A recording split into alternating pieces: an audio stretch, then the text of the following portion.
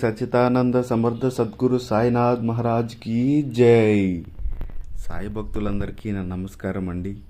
అందరూ ఎలా ఉన్నారు, ఏం చేస్తున్నారు? మీరు ఎక్కడ ఉన్నా ఎలా ఉన్నా మీరు మీ కుటుంబ సభ్యులు క్షేమంగా ఉండాలి, అలాగే సంతోషంగా ఉండాలని మనస్ఫూర్తిగా కోరుకుంటూ ఈరోజు వీడియోని స్టార్ట్ చేద్దాం ఫ్రెండ్స్.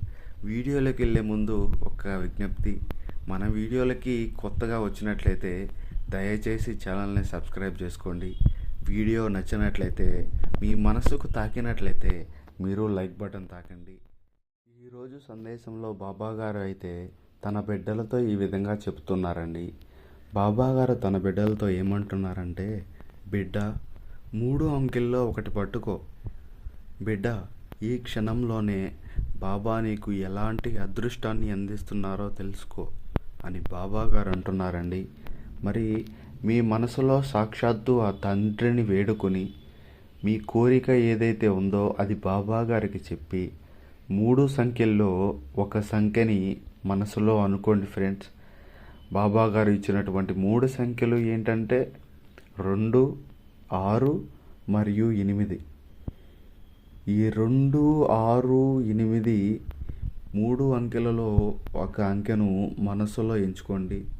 బాబా గారు మీ గురించి ఏం చెప్తున్నారో సాక్షాత్తు ఆ తండ్రి మాటల్లోనే విందాం. అనుకున్నారా అండి? శ్రీ సాయిబాబా అనుగ్రహంతో జ్యోతిష్యం చెప్పబడను. వశీకరణం స్పెషలిస్ట్ గురువు గారు సుబ్రహ్మణ్యం రాజు గారి కాంటాక్ట్ నెంబర్ 9908224144. ఈ గురువు గారు చెప్పింది చెప్పినట్టుగా జరుగుతుంది.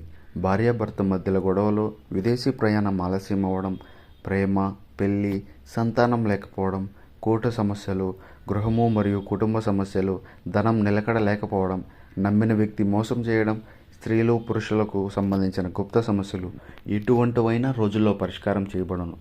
మీరు ఎంతోమంది దగ్గర జ్యోతిష్యం మరియు పరిష్కారాలు చేయించుకొని ఉంటారు, నిరాశ చెంది ఉంటారు. ఒక్కసారి కొండదేవత అయిన కోయరాజు గారికి ఒకసారి కాల్ చేసి మాట్లాడండి. కోయరాజు గారు కొండదేవత పూజారి సుబ్రహ్మణ్యం రాజు గారి కాంటాక్ట్ నెంబర్ 9908224144.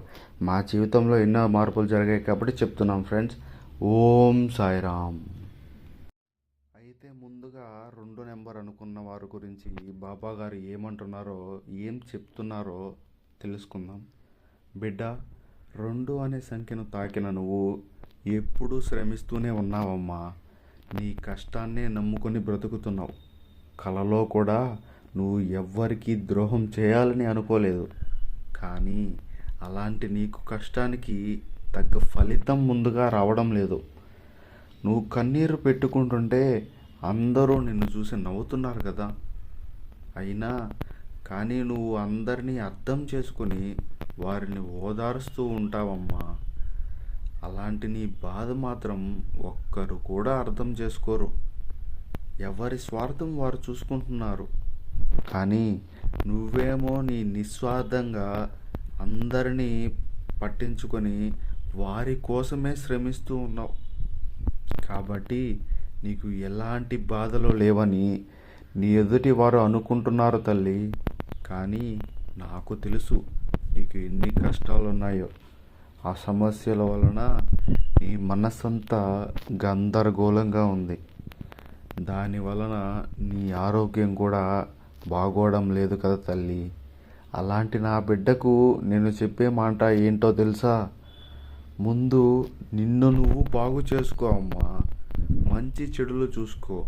తర్వాత ఎదుటి వారి గురించి చెడులు చూడు, మంచి చెడులు చూడు.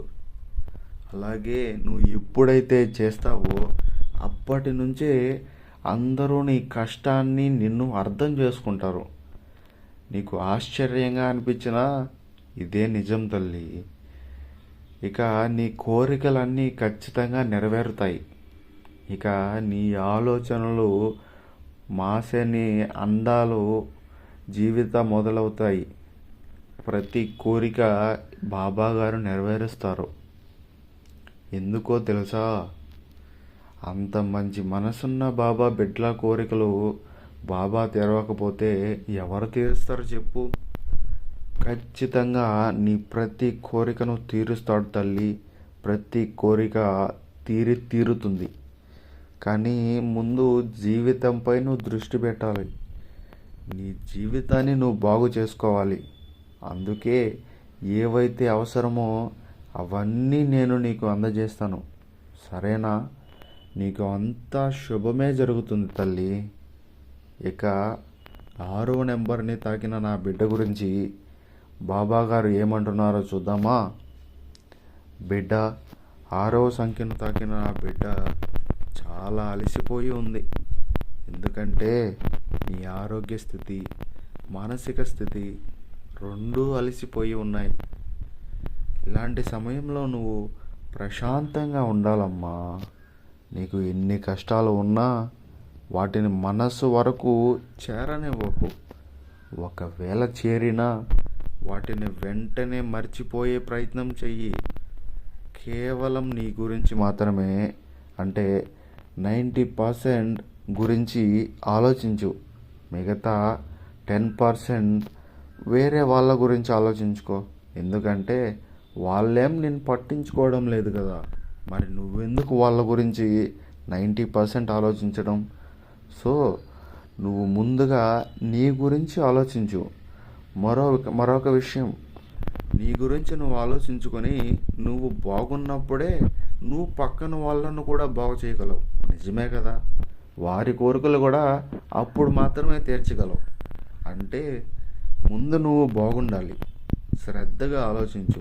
కాబట్టి అలసిన నీ మనసుకి, అలసిన నీ శరీరానికి కొంచెం విశ్రాంతి ఇవ్వు తల్లి. అంతా సర్దుకుంటుందమ్మా. ఇక నువ్వు దేవుని గురించి ఆలోచించుకు, దేని గురించి ఆలోచించుకు. అంతా దేవుడే చూసుకుంటాడు. నీకు అనుకూలంగా జరుగుతుంది. నీ కోరికలన్నీ నెరవేరుతాయి. చిన్న చిన్న విషయాలకే కంగారు పడకు తల్లి. నీ మనసుని ప్రశాంతంగా ఉంచు. నీ అన్నీ సవ్యంగా జరుగుతాయి. నువ్వు కోరింది జరగడానికి కొంచెం సమయం పట్టచ్చేమో. అప్పటి వరకు ఓపికగా ఉండు. కానీ జరగడం మాత్రం తప్పకుండా జరుగుతుంది. కోరికలు తీరుస్తాడు తల్లి బాబాగారు. నీ బిడ్డలా కాక నేను ఎవరికి చేస్తానో చెప్పు అని అంటున్నారు.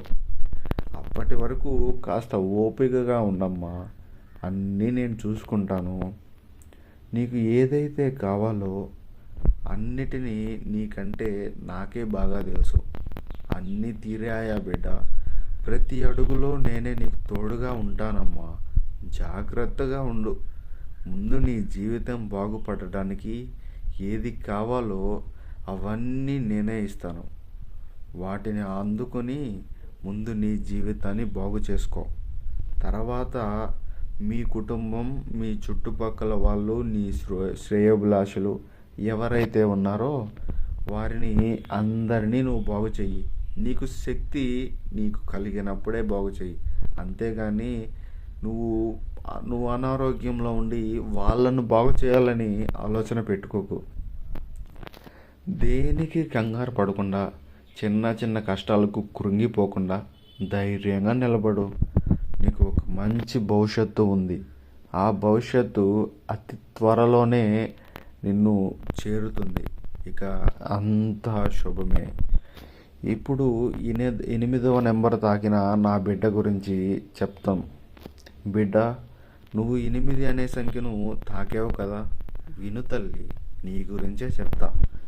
నువ్వు దేనికోసం కంగారు పడుతూ ఎదురు చూస్తూ ఉన్నావో అది నీకు దగ్గరకు చేరబోతుంది.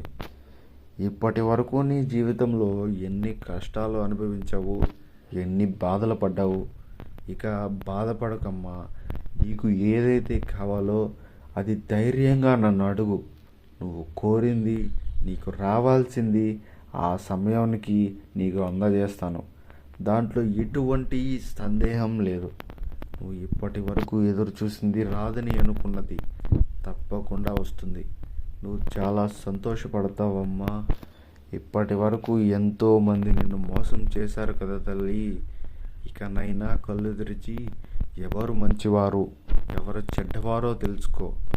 చెడ్డవారు చేసే మంచి తిరిగి రాదు. వాళ్లకు తిరిగి నీ మీద విషమే చిమ్ముతారు. అందుకే సహాయం కూడా అర్హులకు మాత్రమే చేయాలి. ఎవరికి పడితే వారికి చేస్తే చివరికి నువ్వే దెబ్బతింటావు. నేను ఎంత సహాయం చేసినా చెడు స్నేహాల్లోనే లోతైన సాయం వృధా అవుతుంది. చెడుకి దూరంగా ఉండాలి తల్లి. నువ్వు జరగది అనుకుంటున్నది జరగబోతుంది. ఇక కష్టాల మధ్య నువ్వు గెలవాలి అనే కసితో నిలబడ్డావు. ఈ లక్ష్యమే నిన్ను నా దగ్గరకు చేస్తుంది బిడ్డ. నీ కష్టానికి తగ్గ ఫలితాన్ని ఇస్తాను. ఆనందంగా ధైర్యంగా ఉండు. నువ్వు సాయి బిడ్డవి. భయపడకు, అన్నీ నేను చూసుకుంటాను తల్లి. ఇలా ఈరోజు బాబా గారు తన బిడ్డలకు ఈ చక్కటి సందేశాన్ని అందించారు. చూడండి ఫ్రెండ్స్, బాబా గారు ఏదైతే చెప్పినా మన మంచి కోసమే చేస్తారు. ఆయన ఆజ్ఞ లేకుండా ఏ మాట రాదు. వినండి, ఆలోచించండి. మీకు సంబంధించిన విషయాన్ని అనిపిస్తే తప్పకుండా ఆచరించండి. అప్పుడే మీ జీవితంలో మార్పులు మొదలవుతాయి. మీకు శుభం జరుగుతుంది. విజయం ఖచ్చితం. వీలైనంత వరకు బాబా గారిని దర్శించుకోవడానికి ప్రయత్నించండి. బాబా గారి సన్నిధి మనశ్శాంతిగా మీ కష్టాలను మర్చిపోయేలా చేస్తుంది. మీకు శాంతిని, బలాన్ని అందజేస్తుంది. ఇది సాటి బాబా భక్తునిగా నా వినతి. ఇంతేనండి ఈరోజు వీడియో. మీ మనసుకు తాకినట్లయితే మీరు కూడా లైక్ బటన్ తాకండి. కొత్తగా వీడియో చూస్తున్న వాళ్ళు ఉంటే దయచేసి సబ్స్క్రైబ్ చేసుకొని బెల్ ఐకాన్ ఆన్లో పెట్టుకోండి. కామెంట్ బాక్స్లో ఓం సాయిరామ్ అని కామెంట్ చేయండి. సర్వే జన సుఖినో భవంతు. ఓం Sairam. Thank you for watching this video. Please subscribe.